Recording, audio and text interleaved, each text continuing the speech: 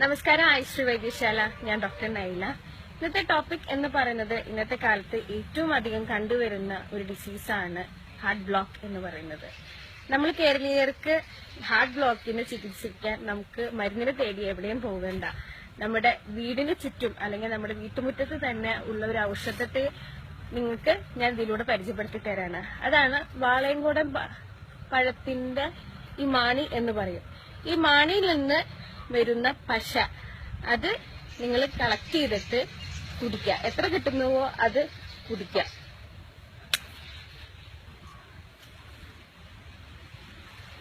ഇതാണ് അതിന്റെ പശ എന്ന് പറയുന്നത്. അത് കുറച്ച് കഴിയുമ്പോൾ ഇപ്പി വരും. അത് നിങ്ങൾ കളക്ട് ചെയ്തിട്ട് വെറും വയറ്റില് കഴിക്കാൻ ശ്രമിക്കുക.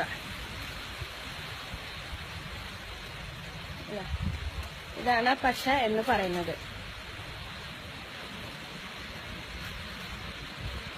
പിന്നെ അടുത്ത ഇതെന്ന് പറഞ്ഞാൽ ഏറ്റവും അധികം നമുക്ക് കണ്ടുവരുന്ന വേറൊരു രോഗമാണ് high B P, low B P, pressure എന്ന് പറയും. അതിന് വളരെ സിമ്പിൾ ആയിട്ട് നമുക്ക് ചെയ്യാൻ പറ്റുന്ന ഒരു കാര്യമാണ്. ഇതാണ് വാഴയുടെ പോള എന്ന് പറയുന്നത്. ഒരു വാഴപ്പോള നിങ്ങൾ എടുക്കുക.